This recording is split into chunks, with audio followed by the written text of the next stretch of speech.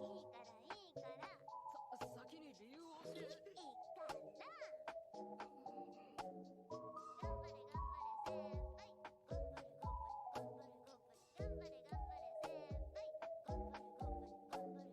れ先輩。頑張れ頑張れ頑張れ頑張れ。頑張れ頑張れ先輩。頑張れ頑張れ頑張れ頑張れ。それじゃあ約束通りご褒美タイム。目つぶってください。なんで？いいからいいか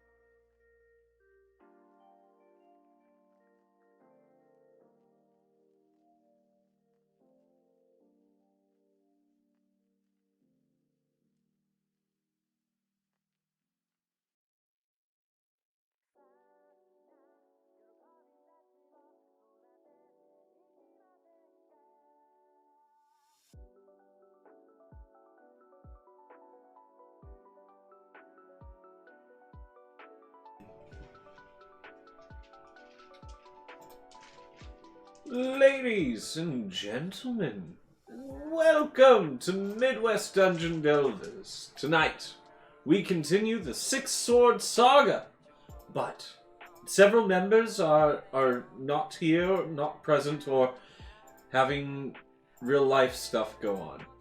So we are down a few members until 7:30 our time, and then one of the members will be here to join in as well. So tonight we have a bit of a special, which is just kind of like a one-on-one D&D thing, until the other member arrives. And ladies and gentlemen, I don't know about any of you who play Dungeons and Dragons or any other tabletop RPG, but sometimes a one-on-one session can go in a variety of ways and do some really cool things. So let's check out what's in store for Al of the Shade Slayers in tonight's episode of the Six Sword Saga. Wolfie, thank you so much for the raid! Oh my goodness! Just in time for the intro! Here we go! Ladies and gentlemen, it is I, the Chronicler. I am here to tell you the tale of the heroes of the Maki Vale. This is a land of the small folk, the big folk, and all in between. But this land's capital, the city of Lukil, was home to a great guild of adventurers. One such, a noble academy student named Ardru, along with several adventurers, began a small quest for an individual named Link, a tabaxi of gray fur. Little did they know that this would lead to a cascade of events, taking them throughout all the corners of the world and leading to them wielding the Six Swords of Power.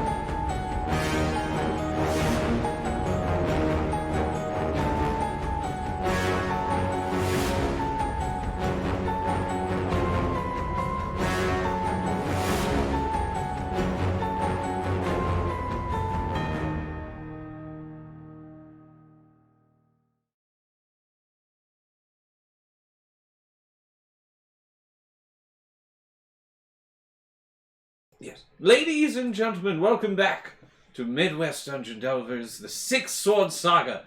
Tonight, we have with me, of course, Al, who, being played by Corn's Demon of Twitch variety and stuff. Either way, Corn's Demon everywhere it counts. That's right. That's right.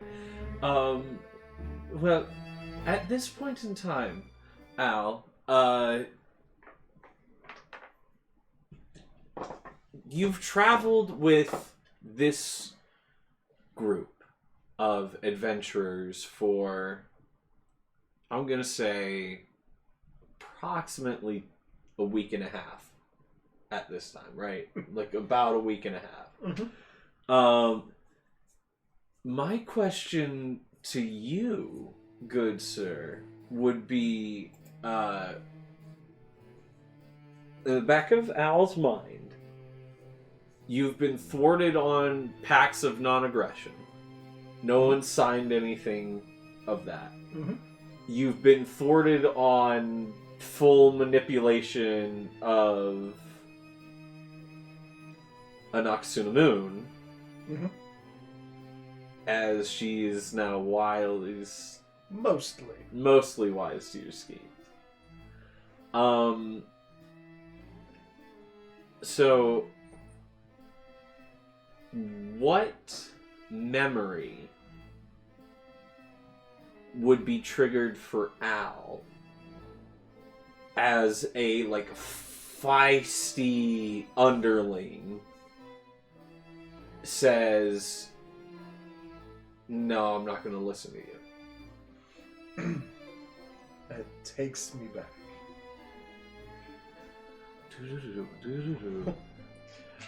I would say for Al, he finds the whole idea of a Nox sort of like you tried something, it's not going to work. Yeah. You know, reminiscent throughout history and everything to other various moments of I am inevitable. And this small, tiny, little hiccup is just a bump in the road. If you're not going to join me willingly, the vial of blood. Well, I'll just make versions of you that will.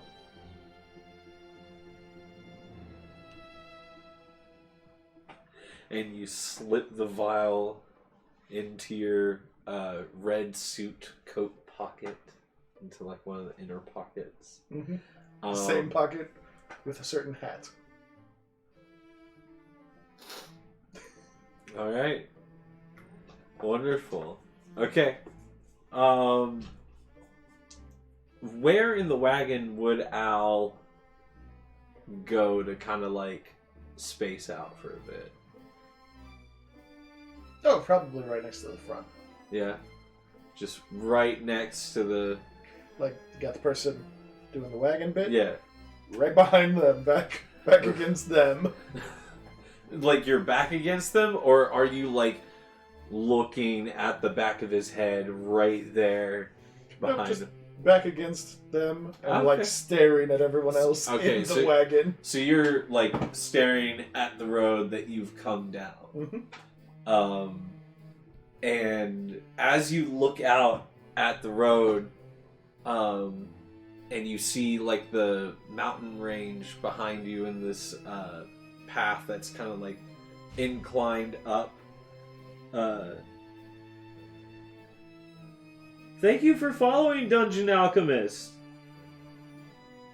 Whoop, whoop. Thank you so much. You see the... well, I appreciate that. They, I took from the Steam Workshop and added a couple of extra things based on the campaign so far. So, that's essentially what we're working with. All right, so you look back over this like craggy landscape, and you are brought back to a moment in physical space where you and several of your brethren are clearing an entire battlefield of filthy, disgusting mortals who have dared to defy the Almighty. Mm-hmm. And one of your brethren cleaves through 10,000 and looks at you, and there, I want you to make an insight check. Using...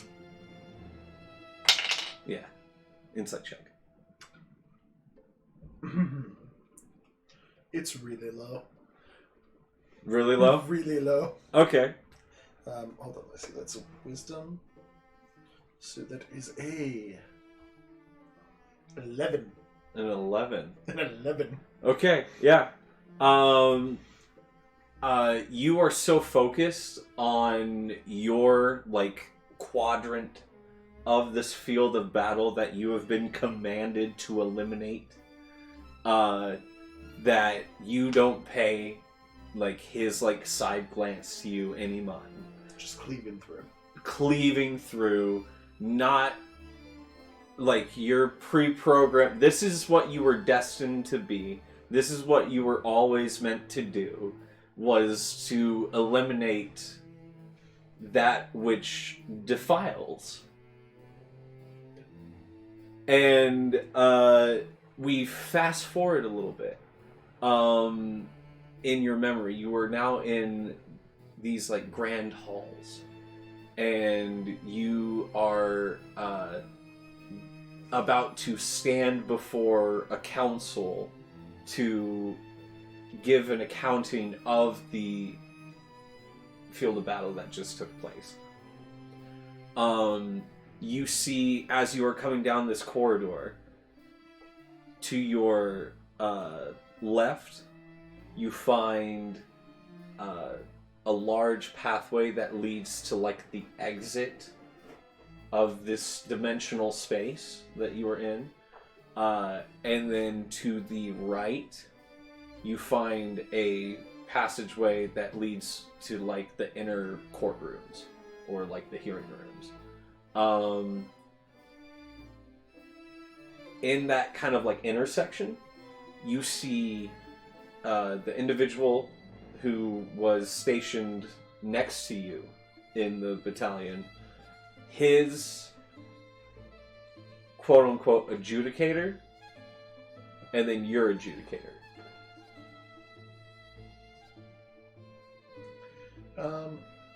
Would the individual who was on the field of battle with me be of the same rank or lower rank? Make a perception check. That was really low as well. Perception. Yeah. We have a 5. Uh-oh. There's only one number that was lower.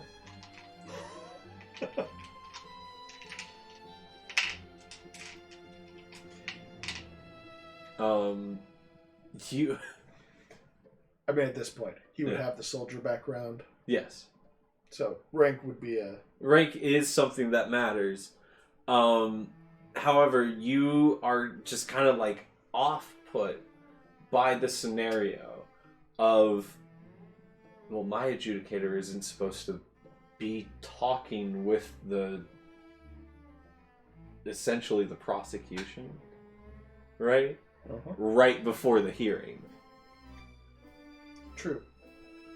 And so that kind of, like, catches your mind, and you don't see his, like, regalia to see his rank. The adjudicator or the soldier? That The was soldier. Okay. Your adjudicator, as he, like, sees you approach, goes to intercept you, so they start, like, walking down the hall towards the hearing room, and he comes up to you and he's like, listen.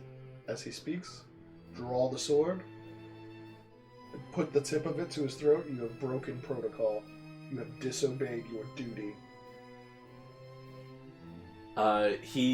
His hands go up, and as his hands go up, as your sword is, like, at his throat, you see 4 higher rank individuals than yourself, like, step out from the, like, circle corners of this dome area, And as his hands are up, he's like, "Now, you know better than anyone that you can't spill blood on this holy ground. No, don't you? Please, let's follow protocol." And As he says, let's follow protocol, yeah, it lights up. okay. You have breached your duty and decorum. There will be an accounting for this. Immediately. Even if there is an accounting, that is not your place. Lean in. As the executioner, it is my place. I am duty bound to follow the word. He looks up at you. I would like to do an intimidation with Okay. that. Yeah.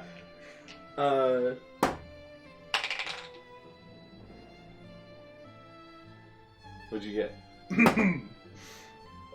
28. Well, I tell you what. This adjudicator looks very intimidated by you. However, it is at this point where your sword is like at his throat and it's like lit. A giant gauntleted hand grabs your blade and the flames snuff out. And you look up, and one of the higher ranks is like right next to you. And it looks down at you, and is just like, really? I turn to face the higher rank. Is this not a breach of decorum? The breach of decorum is yours for drawing a blade. In a world where words are power. The blade serves its purpose, and I, the wielder, have mine. Your purpose is to do as told. Were And- you told to draw your blade? Yes, By whom? by the only one who is fit to give me order. And you invoke that name. Mm-hmm. As you invoke that name, every knee bows, Including mine. including yours. Including mine. You are awash in light and love, but also sternness and fairness and justice. The embodiment of perfection.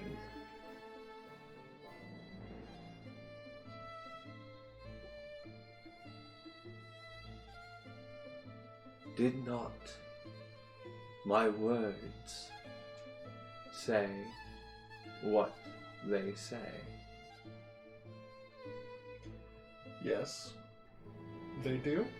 Then All breaches of decorum.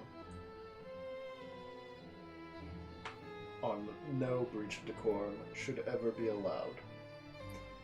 As such, I was not going to spill blood, but instead take him to the appropriate place so judgment could be rendered. I am aware of all things. And your time here in these halls is about to come to an end. If that is your command, It so is shall be. not a command. It is an allowment of your pure, blind-sided rage that is within you. I seek only to follow the word to its exact meaning. That has My been child. my entire purpose. As he says, my child, instantly, there's this, like, what can I say? And he says, I do not send you out to the wolves, but know that I have allowed free will for a reason.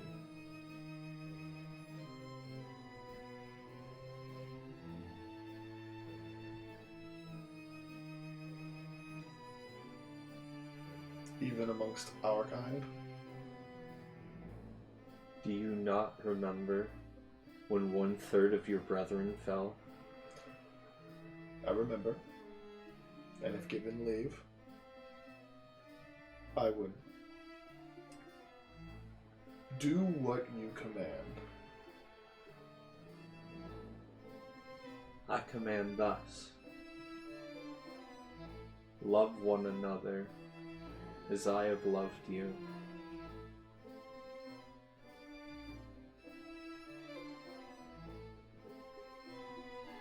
Do you have love in your core? I have That only is not duty. that is not what I see.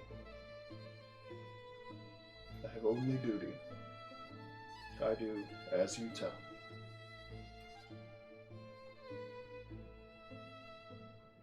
Fall. And you fall.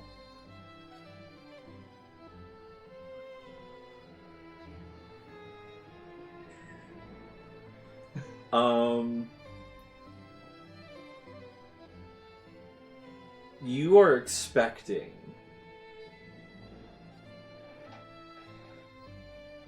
not a warm welcoming, but a welcoming nonetheless.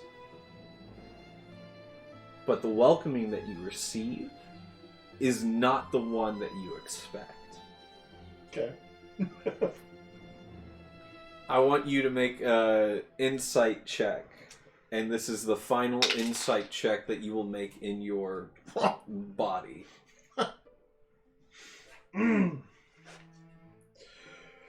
Well, that is a abysmal 14. I cannot roll at all tonight.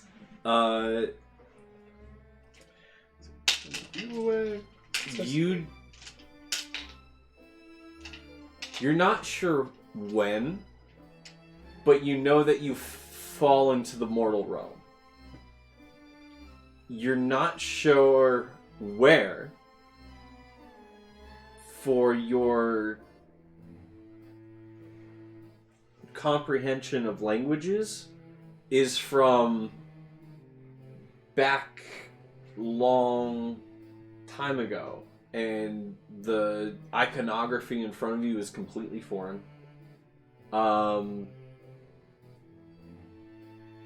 You see, right before all is darkness,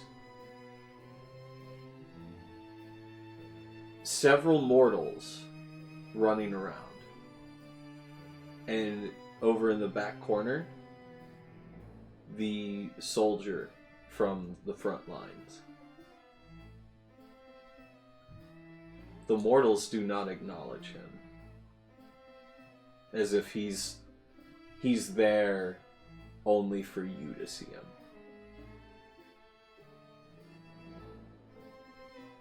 Okay.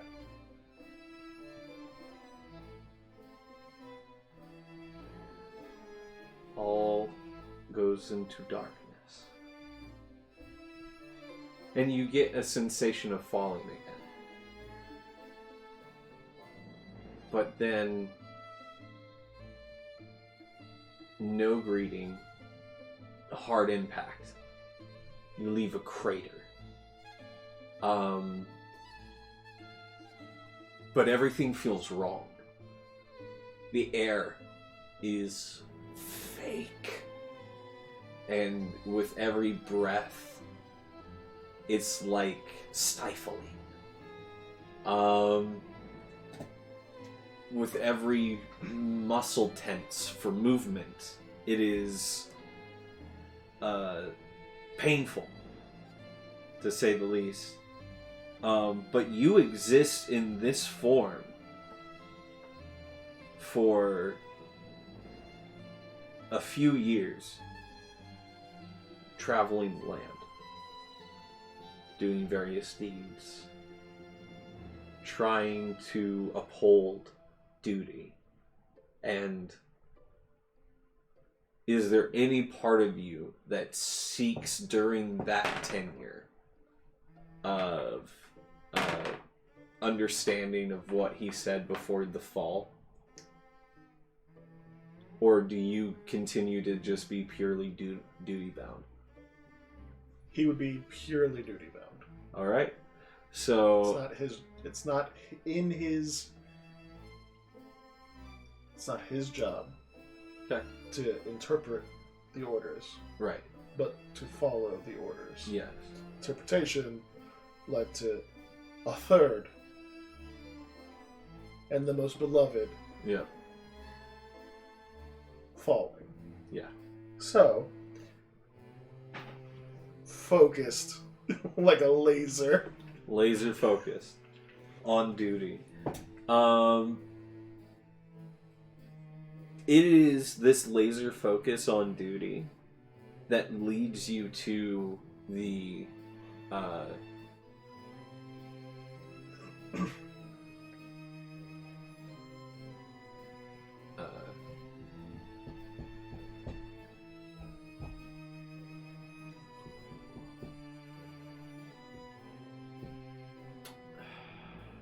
trying to remember the hometown name real quick.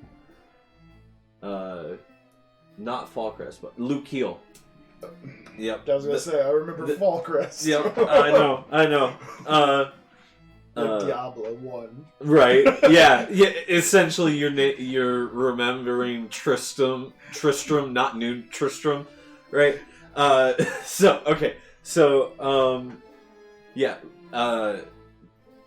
It leads you to that fateful day outside the walls of Luke Hill.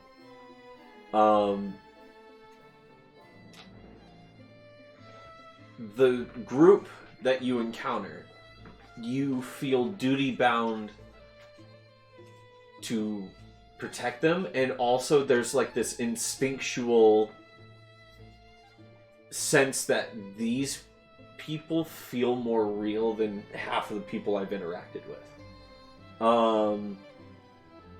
And there's something about that leads you to think that maybe this is your chance out. But you couldn't have accounted for one of them being so stupid as to call out to anything for help.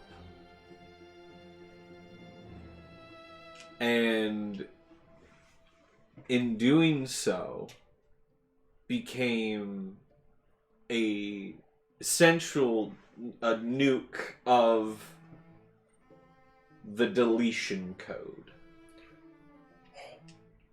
Mm-hmm. And that entire section outside of the walls of Luke Hill was gone.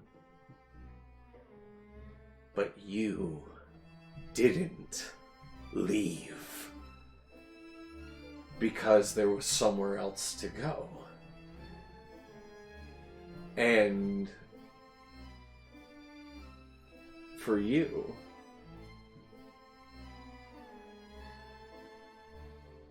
what you find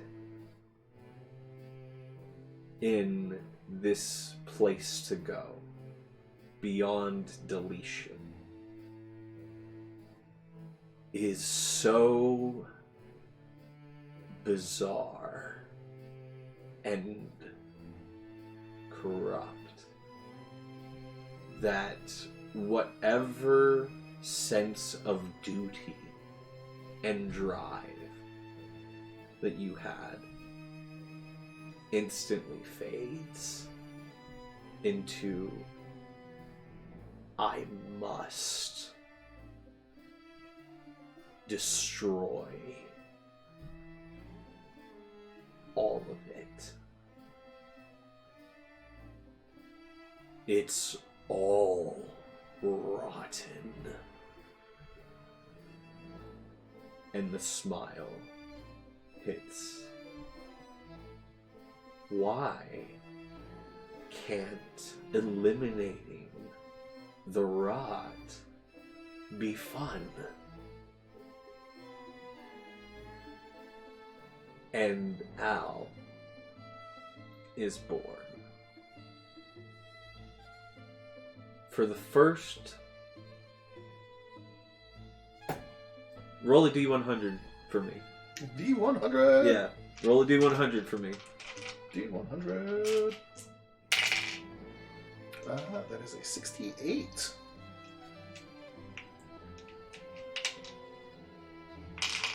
For the first 680 years that you are in this space, you are gleefully killing.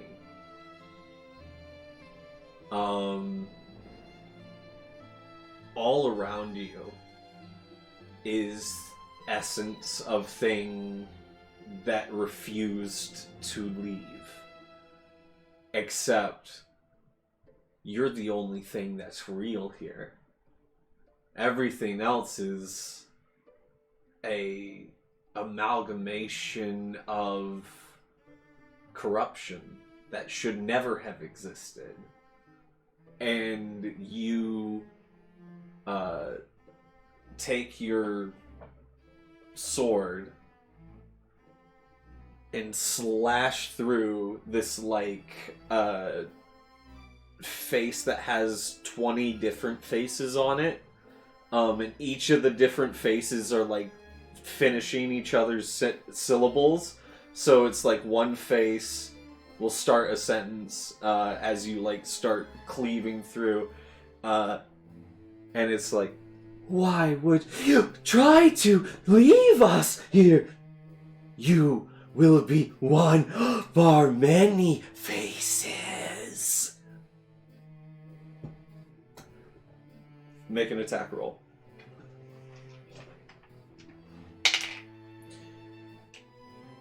What is going on? Oh, with my no. Dice? Oh no! An attack roll, you say? I did. I said attack roll. Give me that attack roll. That's a good sir. 14. A 14. As you go to like cleave into this thing, one of the faces' mouths catches the blade, and the other half of the giant face with like 10 of the faces come in to like bite at. That is a 25 to hit. You take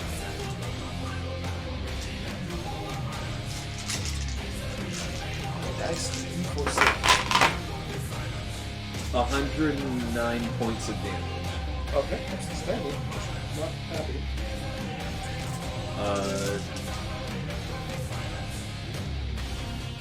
Don't you want to be part of us? Never alone again?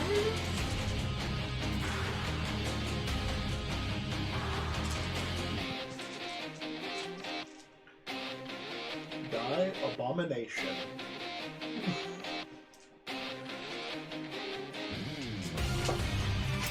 Roll the hit. Roll the hit, my good sir. Alright, that's a lot better. It's 20. That'll hit. That's a lot better. Okay. We've never really identified the damage for that sword. It's not really something I use. Right. Well, you're using it here. Right, which is why it's like, it's not life drinker. Right.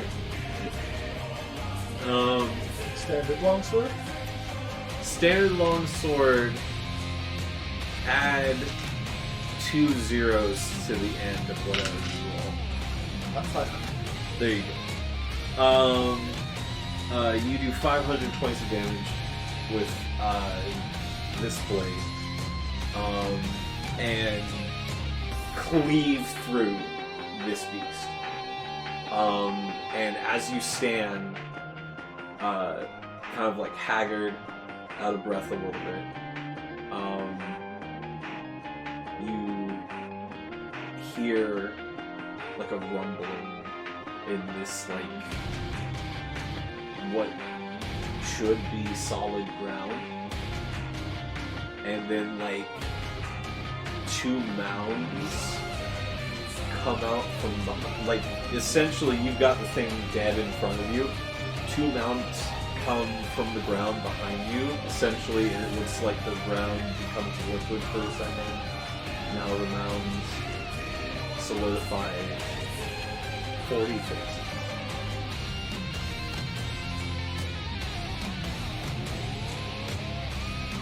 Spin. Go for the spin. Slash! And for 680 years, your battle with this monstrosity continues. So when he was deleted, Yes. that's when, the crack happened. Yes. Okay. Al would have started to collect as much of whatever this fake thing is Yeah. as like a I have fallen, and I have fallen, and I have fallen. This is as low as it gets. Yeah. I was put here for a reason, and despite the removal of the duty, he would still feel that sense of I was given an order. Yeah. I've only been one thing. Yeah. I've always been the sword. Yeah. I'm going to be the sword. And I'm going to do my job. Collect as much of this deletion, after spillage, essence of the most rotten essence that exists in this world. Okay. As you begin to siphon corruption, are you bringing it into yourself, or are you trying to manipulate it into something you can use? Manipulating it at first. Okay. I'll say that's how you get the wand. Then the deletion code point. Right. Yeah. That's just normally that's just him. Oh, it is pointing the finger. Extending a bit of the blade. Oh, wow. Okay. And that deletion code comes off the flame. The flame of deletion. But recalling that the world, does he remember any of how the world was? Not immediately when he fell, but just how it was. How it used to be? Yeah, but between antiquity and when he fell, how it time, that space that you come from is outside of time. So it's less about do you have knowledge of these events that happened during that time, and more of are you aware of that section of the story? Okay. So would we have been aware of, like, we'll say, like, the 1990s onward? Make a history check. Yeah, it's only 11 on the die, which is not the worst. It's not the best, because that is a 14. Ooh. So, you are, and it kind of fits with your character, duty bound. One silly indulgence.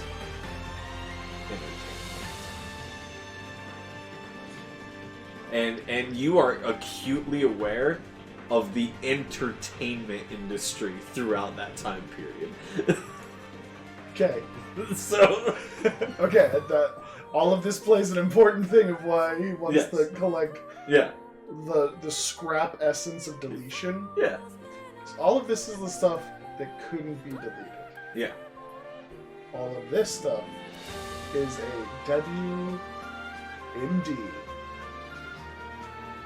Because it's that mal code, that little bit that just Yeah. you can't get rid of, that slows your system down. Yes.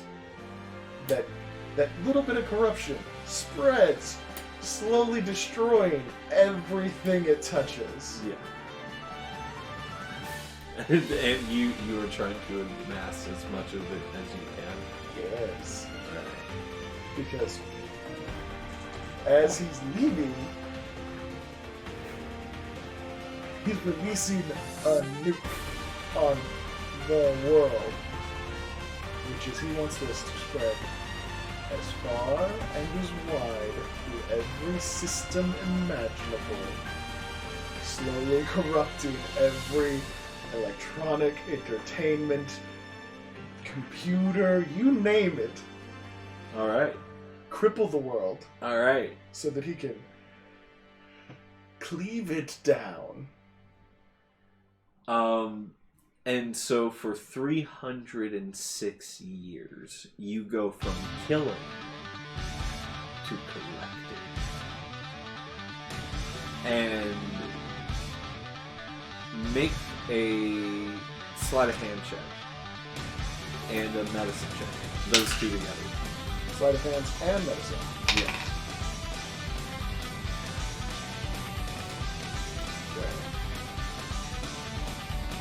Sleight of hands. Yes. That is a 16. Medicine is wisdom. Which is a 12. Okay.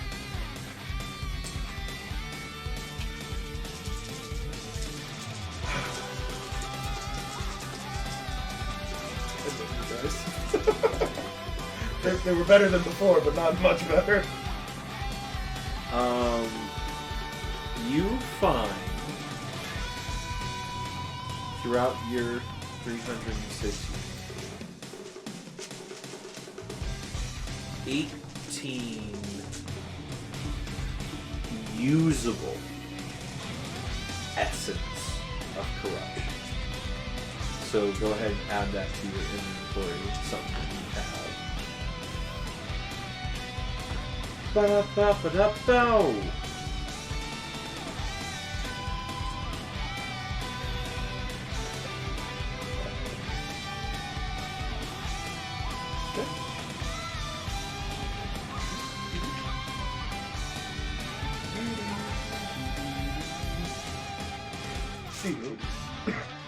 Sorry, Shawnee Tibbs is in our Discord, but not able to be heard by us. I'm so sorry. Oh, I heard something. You hear me? Now we can. We couldn't hear you the entire time, so if you were talking, Stream heard I you. was listening to things that not like.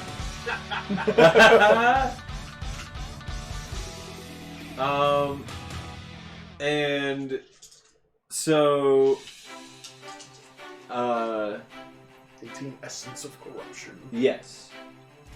So that's currently what you are working with as you find yourself breaking through whatever that place was, and you wander for the next 84 years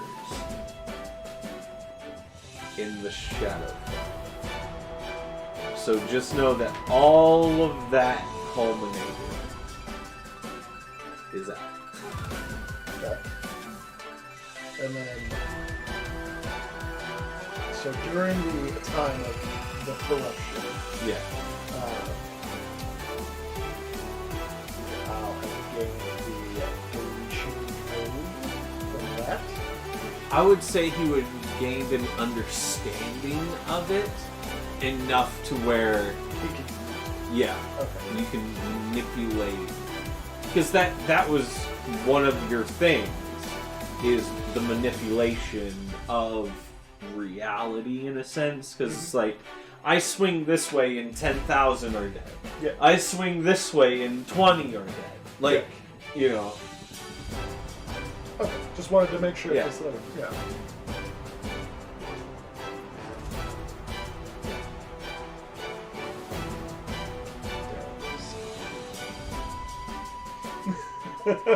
And as you are kind of just exploring the Shadowfell one day, you hear a lot of noise. Let's go investigate. Make a stealth check. I'm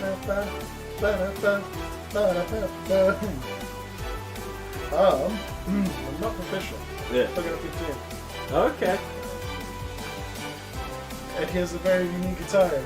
Yes. It's kind of flashy. Yeah. Out of place.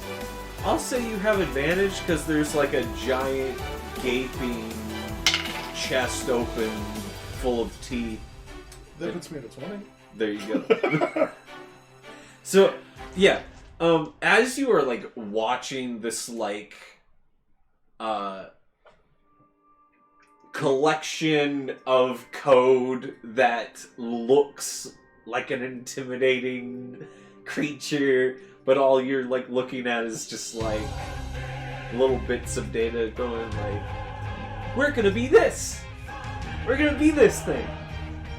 If we do our job right, we become this thing. But no good corrupted essence in there. No. It's all doing what it's supposed to be. Would I have figured out how to corrupt things? You know what? Let's Like, almost like a active, what might be called defile. right. Can you roll a d20 for me? And let's say anything higher than a 12 will get you. That's a 19. Oh, the yeah. dice have decided that one. Yeah. Yeah. Especially after collecting the 18 pieces that you have. Like, yeah.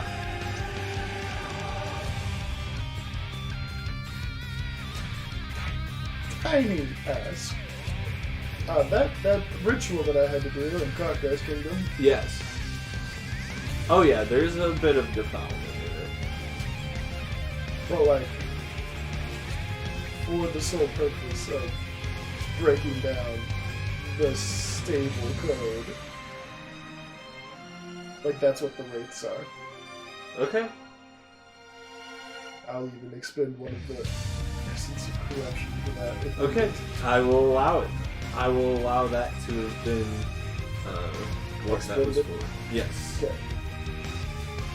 So the he came out. Oh, and that is also one of the things required for the defilement. And you kind of realize that after this run.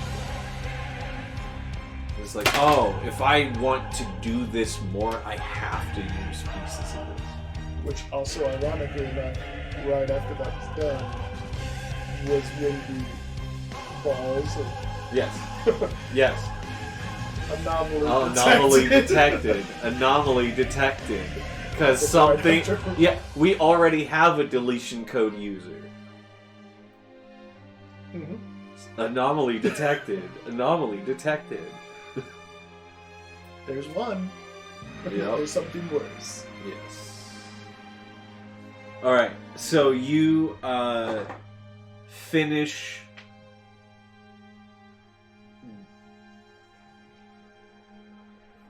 all of that, and that kind of like catches you up back to here, and your vision kind of like comes back to, and you're seeing the like wagon kind of jostle a little bit back and forth.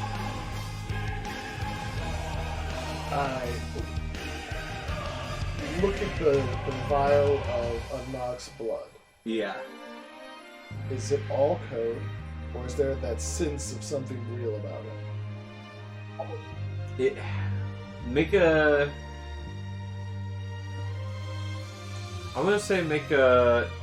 investigation. Okay, well we have numbers in between. No.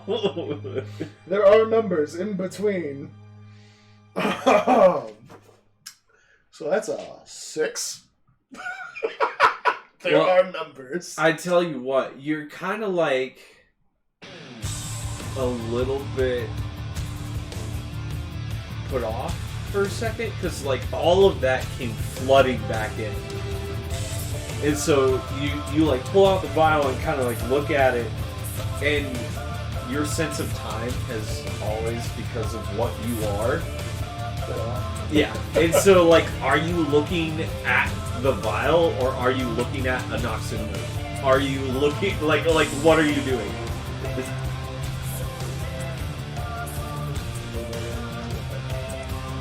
Did you put the vial away? No answers given. Unclear. You look and see the entryway to the cave. It's like this down there.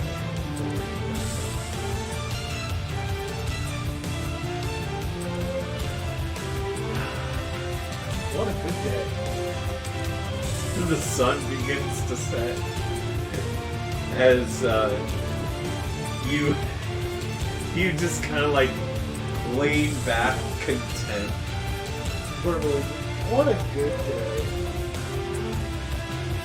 Kit looks at you just like horrified.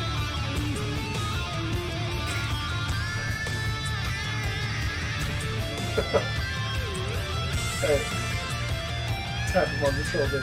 It's all good, guy. All good. Things are going well.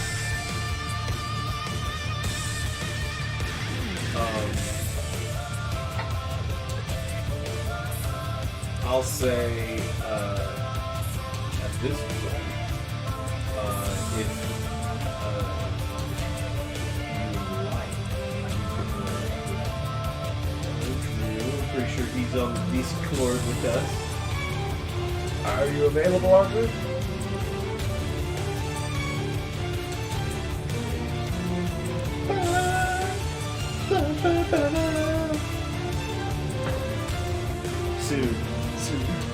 Soon.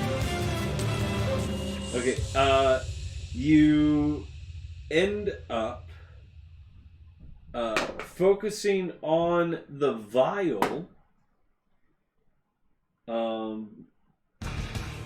at just like the wrong time. Because something moves in the dark.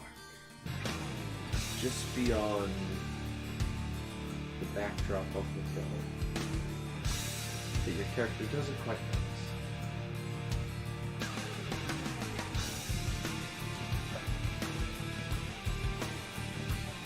notice. Alert is the added passive Yeah. perception.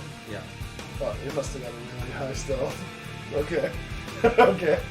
He's like, I'm built for that one. I know you is, but when it rolls a 27 to stealth. You right, you right.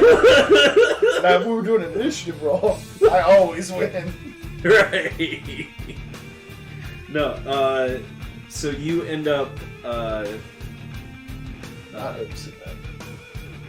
so what? Not noticing that. Yeah, Whatever yeah. that was. Yeah. And, so we'll leave that little fruit hanging for a bit. So I'm just thinking, like, the Book of Vile Darkness is like all the tips and tricks and everything I've learned Yes. from the corruptions. Yes. 100%. What can I do now? Just start flipping through my book. What can I engage? What kind of evil can I engage? Low-level evil. Because I have to keep my evil going. What kind of low-level evil can I get up to? Okay. Well, you're about to crest from one section, like one kind of like country, into the next, right? And borders are always kind of long. A good border war is always favorable. Means lots of things die. Just saying. Are you gonna roll the border war? Number one, yes. Dang. Number two, No. and you said it's dark, right? It has become dark. Night has fallen. Here's the added awesomeness. Because Warlock, short rest, spell slots. Also, darkness, shadow spawn.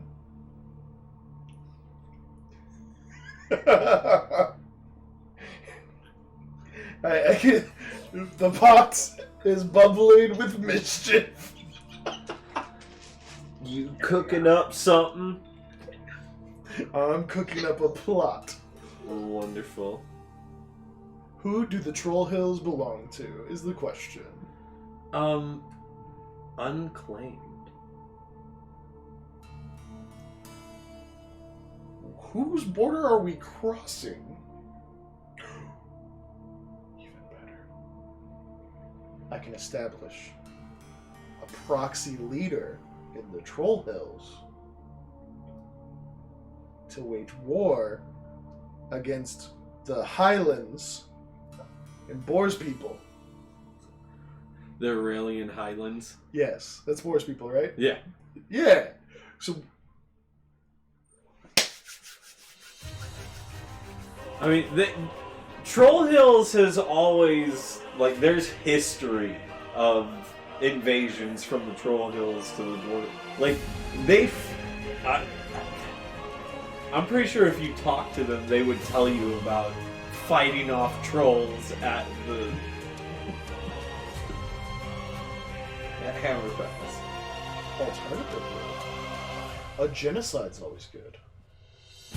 I can convince the dwarves on the border that it would be in their best interest to just take the Troll Hills, kill everybody there, span their border, massive genocide, lots of people die. Alright. I'm a charismatic leader of people. Make a stealth check, number one. Number So, two. 18 plus 5. I'm pretty sure Ardrew's passive is better. Oh, better one has wisdom? Yeah, what's your passive perception? 27. Actually, no, I think it might be the 32. Okay. Either 27 or 32, one of those. Okay, yeah. Ardrew notices Al slink off in the dead of night. Oh. Oh boy. That's fantastic. After you watched me open my book and flip a couple pages, Yep. like gasp, shut the book, and then slink out. I am a shadow. Your boy Archer's going on a stealth mission to stalk you, bro. All right. Do do do do do do do. And if you give me like 3 minutes, I'll be there in person. Okay. Yeah, there we go. Yes. All right. There we go. Well, ladies and gentlemen, I hope you have enjoyed the session so far. It's definitely been, I hope a highlight as to what a one-on-one session can be. Like, you can flesh out a lot of stuff in that person's backstory. You can go in and give them villains and things and goals that they didn't have before. There's opportunities in one-on-one sessions that you don't quite have in having the full group there. Yes. But, bit of column A, bit of column B. You get what you get and you don't throw a fit. You switching chairs? I am switching chairs. Uh-oh. I'm gonna take my rightful throne. My legs. Yes. If only Get my that legs comfy work. chair. Hey. I believe in you. I'm so big. I'm so big. Yeah. I'm trying to get into small spaces. Hot dad!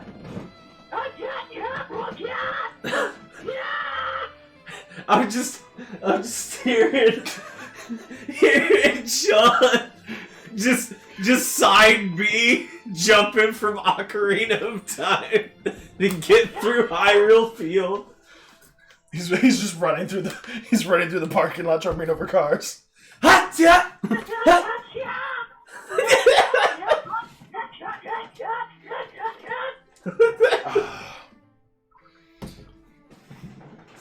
This is awful, by the way, because we both have the alert and everything. Yeah. So it's gonna be spy versus spy. Yes. Oh yeah. Dude. It can go one of two ways. We could either have like a 007 spy thriller or a Pink Panther situation. It's gonna be Pink Panther. It's always Pink Panther. It's always. There's never a moment where seriousness sticks in. I get the pop out later. If there's a chance for the game to go, gas clouds from Helldivers 2 up. Stop. Stop. Okay.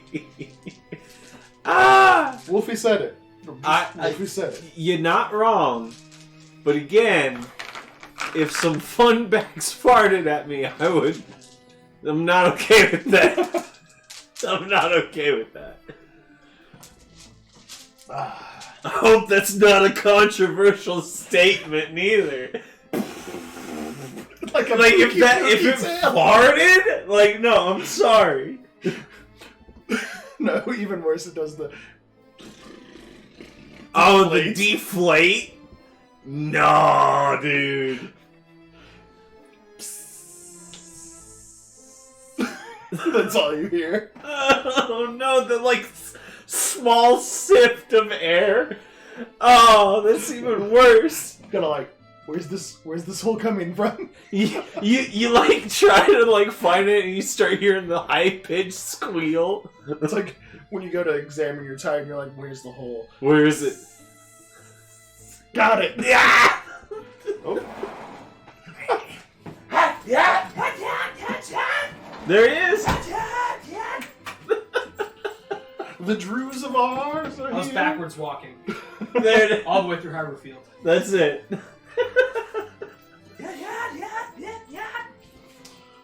Backflips. Essence of corruption. Oh. got scratches. Aww. Smells like straws, dude. Aww. Smells like straws, bruh. Yeah. Smells like fucking straws, bruh. You're not wrong. Oh. That is a very strong strawberry Straws. a feel. Alright. Alright. Okay. Now I have a slightly lower passive perception because I don't have a 20 wisdom. That's fine. Let me see what... My wisdom's 24. I got a 16. Right. Yeah, hold on. Let me see. I've where never he's added my book's additional stat. Okay. I've never added that. Well, you should. I should. You should probably do that. Yeah. Passive perception's 27.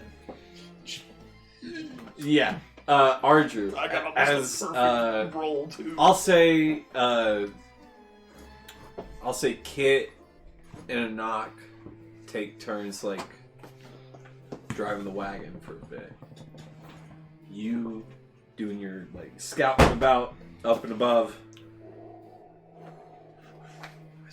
I see the little man slink off. Oh yeah, you see that red suit come out of the back of the wagon and like slink off. How dare. I'm gonna follow. All right. Make a stealth check.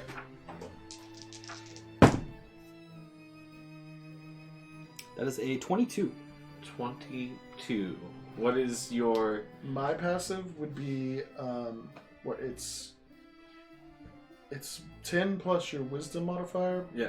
plus your proficiency plus your If you're I have the alert feat, yeah. so that's 23. Excellent. All right. And you got a 22. okay. Yeah. So So- I see him. Yeah. You see so, me. Yep.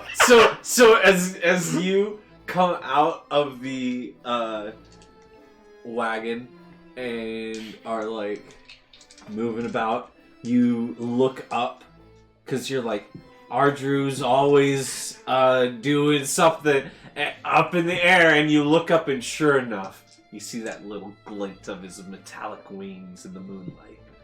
And it's like full owl mode too. Like you see the eyes are just like locked on you. Yeah, The head is swiveling as it like yeah, passes like by. yeah, just full swivel on you. Yeah. Audrey, you don't need to watch out for me. I'll be fine for a few minutes alone. There's silence. Audrey, This is Batman now. You were the Joker to my Batman. Audrey, we don't have to play it like this. This can go down nice and easy. You watch out for them, Or, even better, you can come with me. Nothing's better than good cop, bad cop. What are the surroundings? So Forest?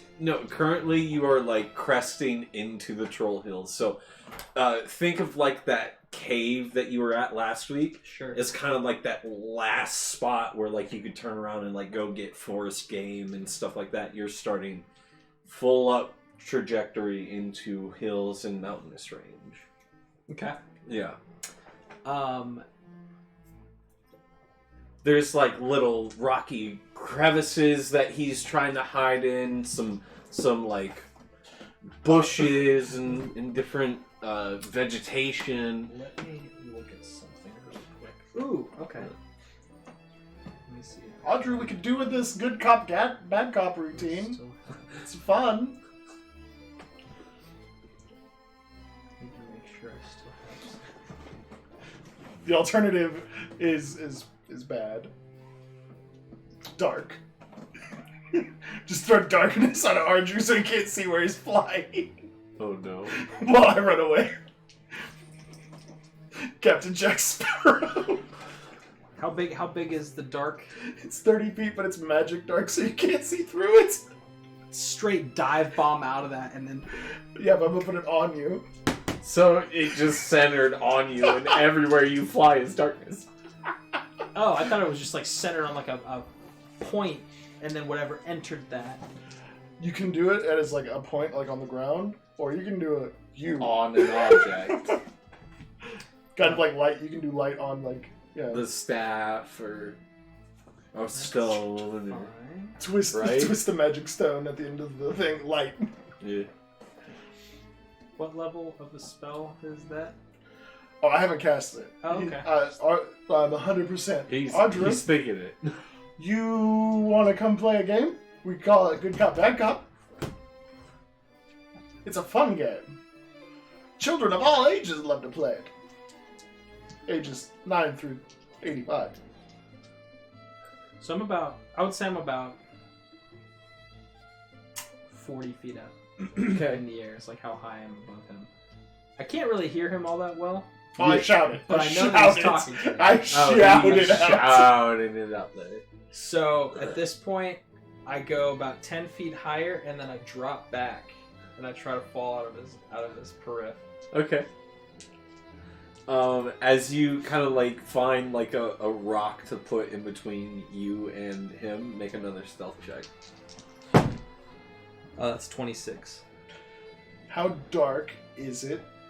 It started to go from like the light oranges to now the dark purples, and you're about to get into Into the dark. dark. Okay. Like off in the distance, you can still see that like tiny speck of orange right at the horizon. Okay. You said 26? Yeah. Okay. I will not see that. So I'm just going to... Audrey has flown too far from the coop. He is going back home. Yeah. Make an insight check.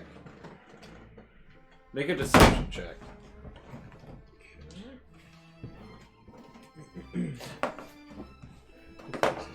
I'm just hoping he gets worse than mine at this point. Dirty 20. So I don't know anything. Okay. We're talking, Hey. Oh, wait. Less than 10. Okay.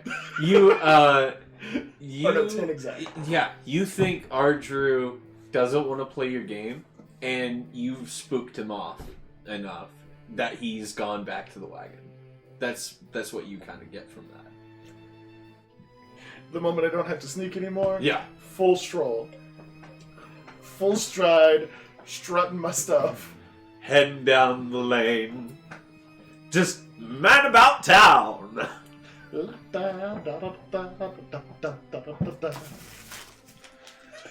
Wonderful. I'm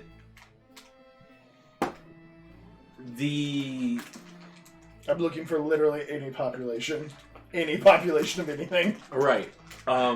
The guards at the small goblin outpost that is Yes. right there. One rolled a 2 for his perception. The other rolled a 7.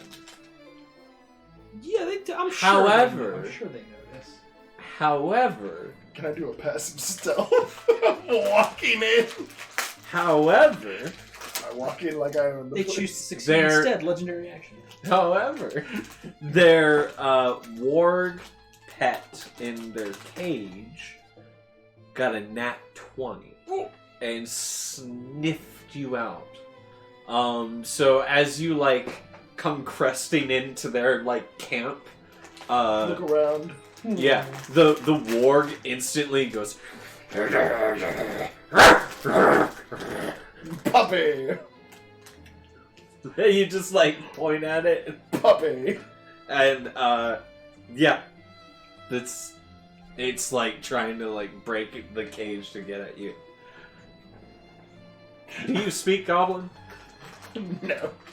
Uh, Such a debased language. I wouldn't speak that. yeah. Double check. So the goblins start communicating back and forth to each other about you, because like they're looking at you now that the warg is like barking in your direction. One of them like draws a bow, an arrow is like knocks the arrow and is like, I hold my walking stick that I've got. Put that down, little one. Put that down. I'm here on a mission of diplomacy. Make a deception check. Ah. Deception, that's 26? No, 27. Not bad. I get an additional 1 from my massive charisma. Right. Ardrew, Indeed. I would say that you would probably got a visual on what's happening right now. Oh yeah. I'm I'm trying to decide. Surrounded by goblins. Right now, Ardrew is trying to decide whether to just go yank him or just start trying to protect the goblin population. Right. Like that's the dilemma in Ardrew's head right now. Because the thing is like they're going to attack. No, they're not. They're going. They're lovely little people. So, You have to have faith. one of them looks at you and just says, "Run us that man!" I, from Big Chief, Big boss. Big Boss, Massive Boss, Okay. the biggest boss, I've been told. Bigger than Goldtooth? Bigger than Goldtooth, I can promise you that. Are you sure? Absolutely positive. How dare you talk bad about Goldtooth? And then he goes to loose the arrow.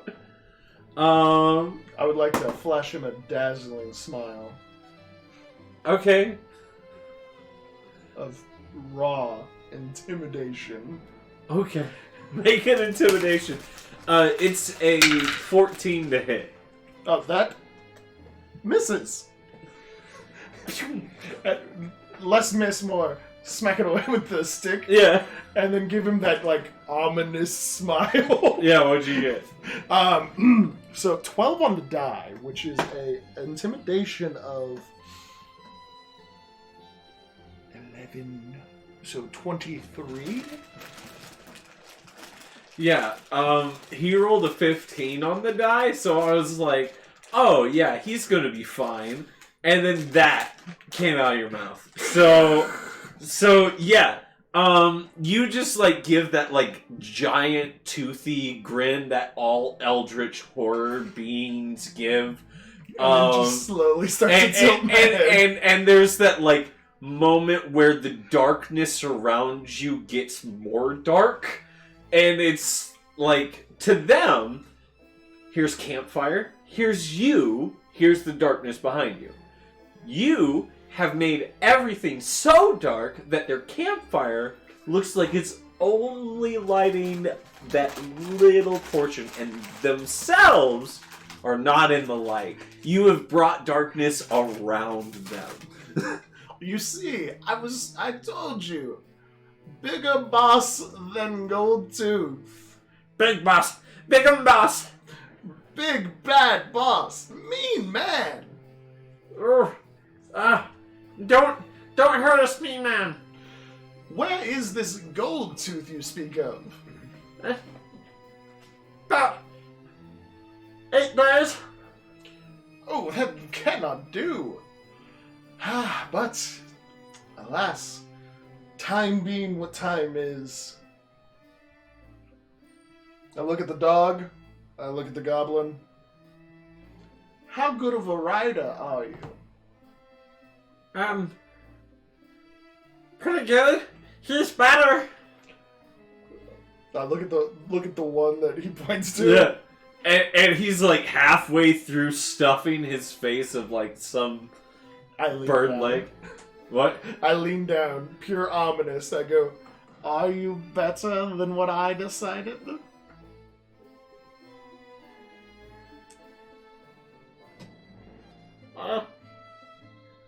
What? Better than you? What? Are you better than what I said was going to happen. Your comrade here has thrown you, proverbially, under the wagon wheel. Oh. Right? Goldtooth, you're going to ride. You're a really good rider, right? Yeah, I ride real good. That's wonderful. That news. scratch over there. And he points to the warg. As you, like, keep that, like, toothy grin and just, like, look at the warg goes from, like, barking at you to... Scratch, you say? His new name is... Grovel. Okay. Just gravel. Good. Now go tell Goldtooth he's going to meet me in... how many days was it travel? 8, says the other one. And how fast can you make it, little one? Like, imagine if your life depended on it. And you lean in. Just 6. 6. Are you sure that's the best you can do? Yeah. Wonderful news! Tell Goldtooth he's got... How many days is that? 14 days to find me! That way! What? I point the direction the wagon's going. Okay. I go, you don't have a map, do you?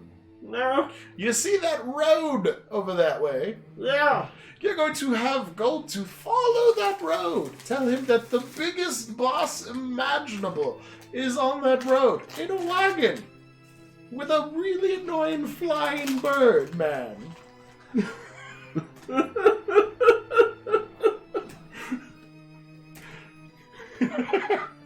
And he is to come report to me. Because I have a mission for you guys. Okay.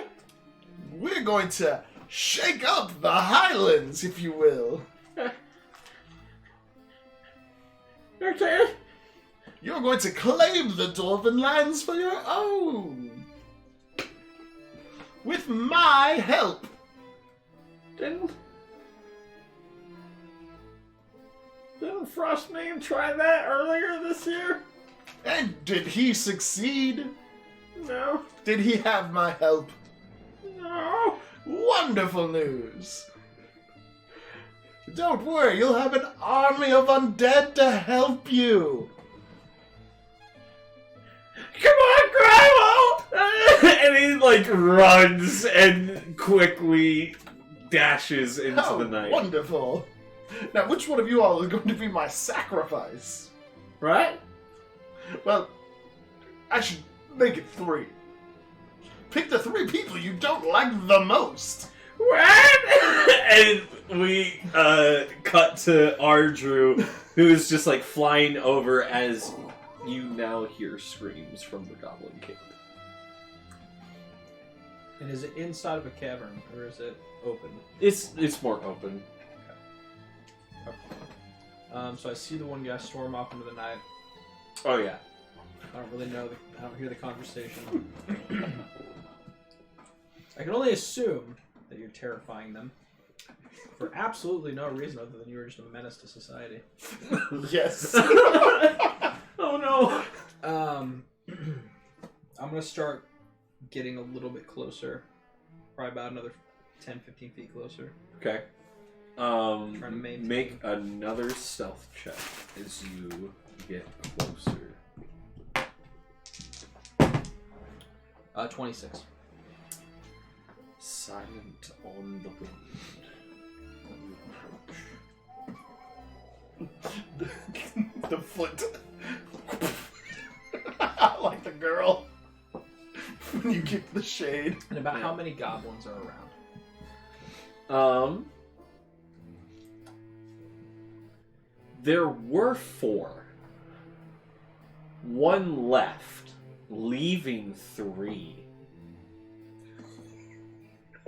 That's why the screams started. That works out just as well for me. I'm just saying, like, that's...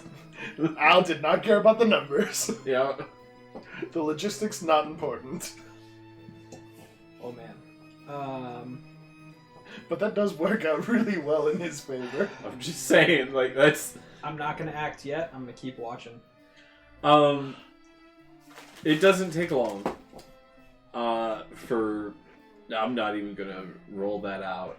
Like, yeah, dude, you clear 3 goblins and they're your sacrifice. Like, you have the persuasion and intimidation factor enough that you could be like, you're going to be the sacrifice. Worse. I toss a dagger down. One of you gets to live. Figure it out. You feast so much on the negative emotion that happens in this camp that you are satiated for 16 days. You could go 16 days without feeding on any sort of negative emotion. Delicious. I love to top it off.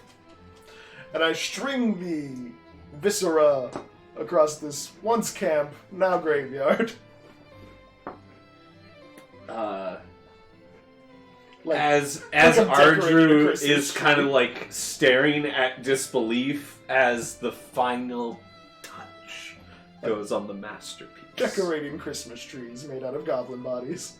And Someone's not happy about that. I just... Wonderful. probably not. I'm just saying, probably That's not. not your property. They were not your property. Just saying. Sure they were. Up in the top right corner, Orthok will remember this.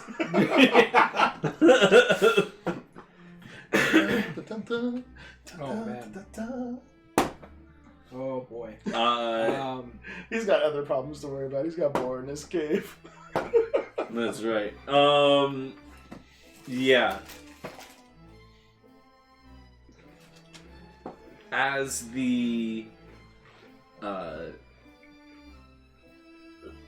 kind of sickening, twisted parody of a song escapes your sewn together teeth. No, it's just Living in the Sunlight by Tiny Tim.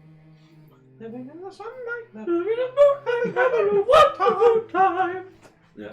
Just all the show tunes of the swinging 20s. Oh my gosh.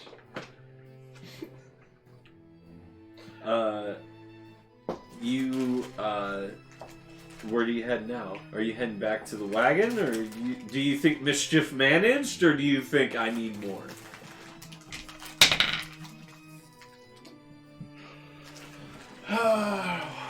Is there anything else nearby I can terrorize?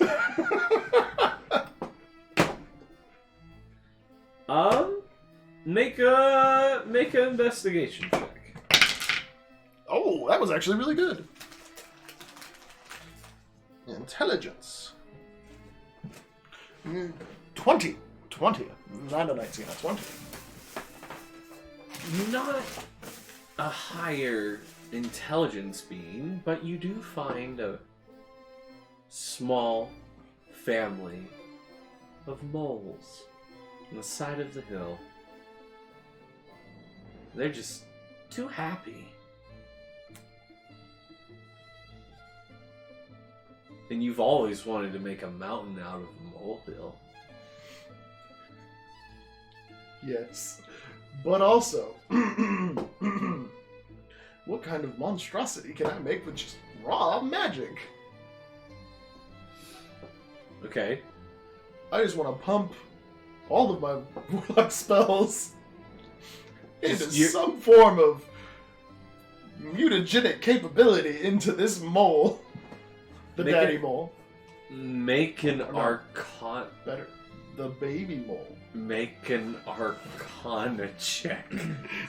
I'm just trying to make an abomination. Yeah, I know. Arcana. Not good. 9. Are you using an essence of corruption? No, just my innate touch of the raw magicness. The smallest baby mole. The smallest baby mole Mole. gets a small.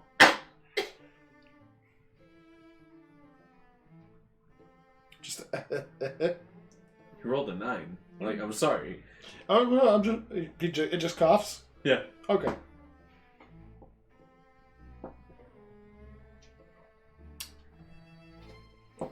It's just not fun torturing animals. There's nothing there to get the terror out of them. Well, I can't terrorize the goblins with mutant mole when it comes back. Keep my eye out for any other sentient creature to torture. Yeah. Hi-ho. Hey-ho. Note to self, editing Daniel, future DM Daniel, now run one shot where Warlock Mole is the main character and everyone is playing as little woodland critters with various forms of magic. Yes. In my world. Yes. Note to self, that just opened up an entire... Just make it cheap. Like, Just make him like a smaller owl. yeah, Just a regular owl. You just make a regular snow owl. Yeah. No. Oh. This is the chosen mole. I've bestowed upon this mole a Dude, touch of dude, power. Like, I'm right now imagining a one-shot where you are playing the mole, asking for your patron, which is you, right now as Al, to give him more spells. Goes down to the 6 stones of power. Oh no! The whole campaign around animals. No! And the 6 stones of power. The 6 stoats of power. Oh no. Oh, I love everything about that. Oh no, that's crazy. Alright, Wander back to the wagon. Yeah. All happy, pep and step, song and voice performance. Can I, please? Yeah. It is a riveting boorish tone of a performance of mediocre quality of a 9. Actually, you know what? I'll look that. A 21 now. Yeah, 22. there 22. There you go. 22. Bust out in good song. Singing the most uncannily catchy tune you've ever heard, Archer.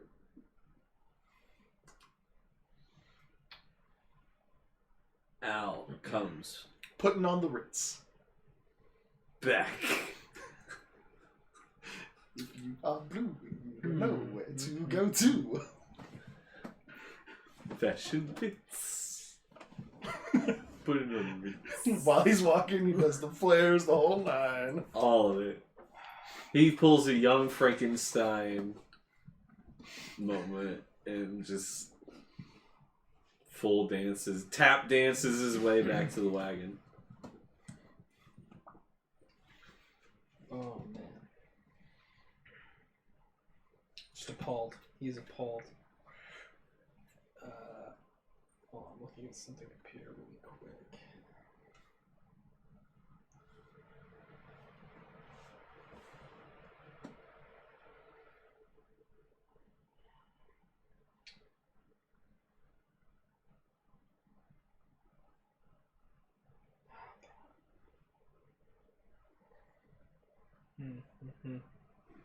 I still, well, not knowing that he's going back to the wagon, I still stalk him.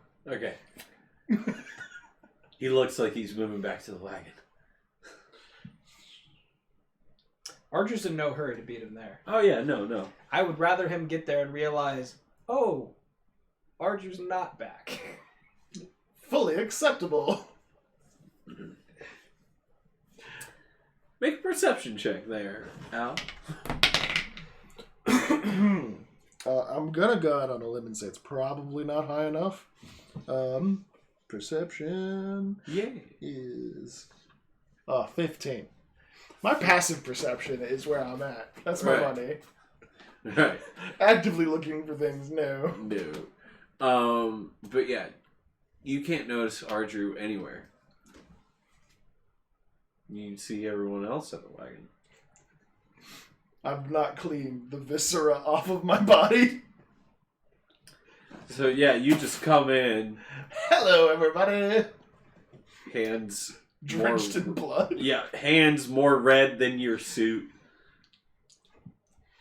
It is a wonderful night. Archer's going to return, let's say, 10-15 minutes after you get back. All right. Silent, just not saying a word. Just staring dead at Al. Just like, I know. We had this I know look what before. You do. I know what you are. But I'm silent. Audrey, why are you staring at me so much today? One might even be crass enough to believe it's a form of affection. He just sort of adjusts his collar really aggressively and turns away.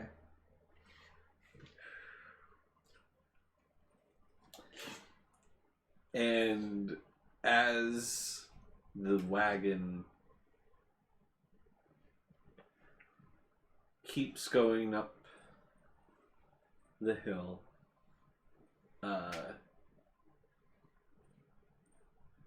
you guys feel as one of the rocks underneath one of the wheels go. Keeps going. Audrey, do you know anything about a Mr. Goldtooth? No, I don't. Oh, well, it's wonderful. As the second wheel goes over the stone. That's not Lorna.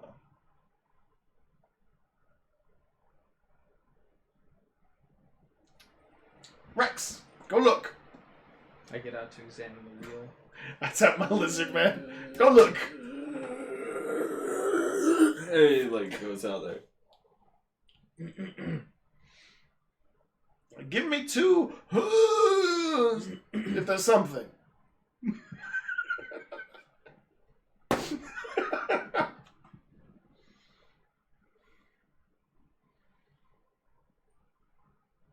No response. Alright, we'll climb back in then. Climbs back in. Archer's gonna get out and look at the wheel. Okay. It looks like the right side of the wagon just didn't adjust. There was this rock in the path that just jutted out. And the front wheel. Back wheel. Got it. I'm gonna do what I need to do to fix it. Okay. I am the builder of You this, just- a builder of this craft. Right. You do. This is like Dad's angry and he's working on the car right now. Yeah. I can get out. I told you to keep a spare tire in the back. I get out and lean over Archu. Do you need any help? Not from you, thank you. I'm quite well versed with my hands. So I've noticed. I'll just go right back to fixing it. Make I'll say dexterous hand roll. So Okay. sleight of hand. Sleight of his hand. Yeah. What we gonna get? We're gonna get a 19, good sir. Well, by golly, you do some minor repairs and buff out a little dent in the wheel and you good. I poke the rock. And try to clear the rock away from the path. Okay. With a stick. Yeah. You My scrape. stick. I'm sticking the rock. Yeah, you're scraping at it until it whittles down. Just dislodge the rock and move it off the trail. Yep. You move it off the trail. As you move it off the trail, you hear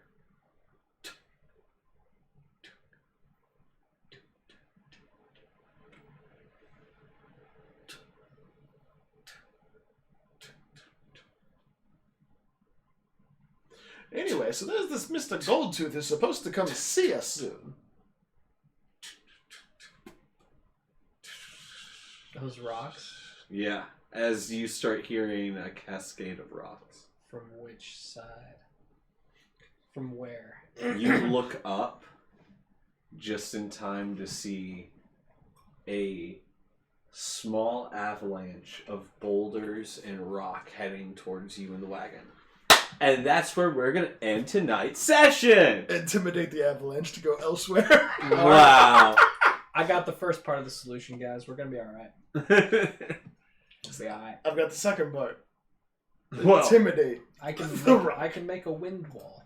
all I can Just say direct it. is, Bye. ladies and gentlemen, it has been an absolute blast to have all of you here with us at Midwest Dungeon Delvers. I hope you enjoyed kind of a one-on-one session mixed with some intrigue about some stuff that's to come here in the Troll Hills to come.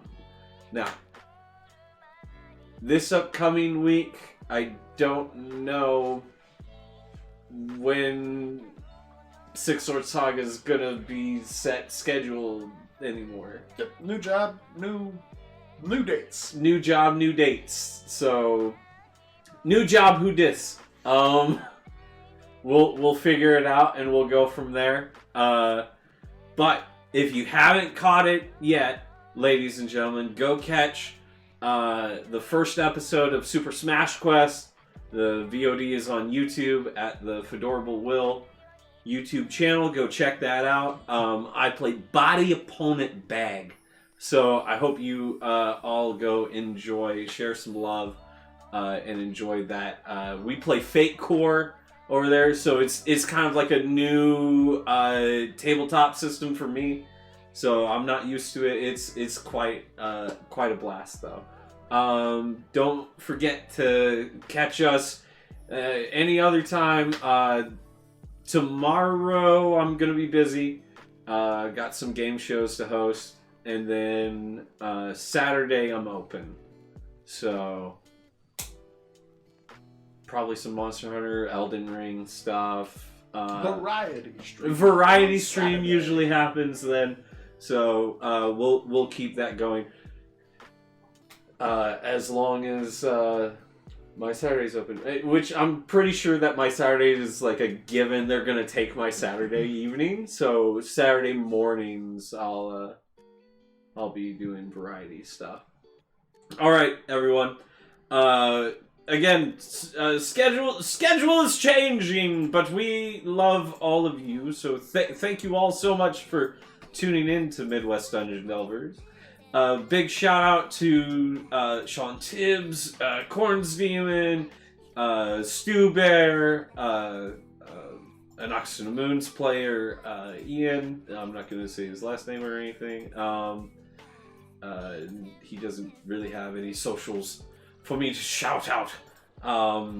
And of course, Kit Nightblade, Shoda Ninja, doing all sorts of 3D printing stuff later in time. But ladies and gentlemen, thank you all so much for tuning into Midwest Dungeon Delvers episode of the Six Sword Saga, where we delved deep into the backstory of Al. And it was a blessing to have all of you here with us, and I hope that all of you were just as blessed. Alright, peace. Enjoy the outro once more. Ladies and gentlemen, it is I, the Chronicler. I am here to tell you the tale of the heroes of the Maki Vale. This is a land of the small folk, the big folk, and all in between. But this land's capital, the city of Lukil, was home to a great guild of adventurers. One such, a noble academy student named Ardru, he, along with several adventurers, began a small quest for an individual named Link, a tabaxi of gray fur. Little did they know that this would lead to a cascade of events, taking them throughout all the corners of the world and leading to them wielding the 6 swords of power.